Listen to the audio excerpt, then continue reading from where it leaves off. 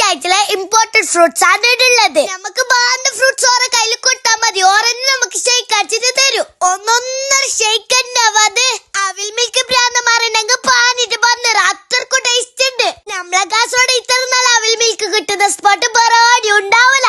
അതിനാണ് ഉറപ്പ് പറയുന്നവ.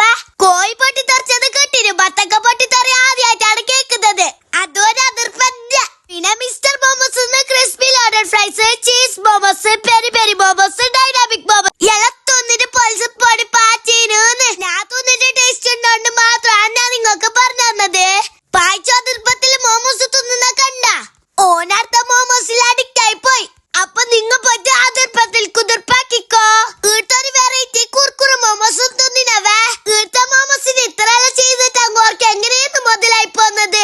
ഓഫർ പ്രൈസിൽ തന്നെ ഓർ കൊടുക്കുന്നുള്ളത്. അപ്പൊ മസ്റ്റ്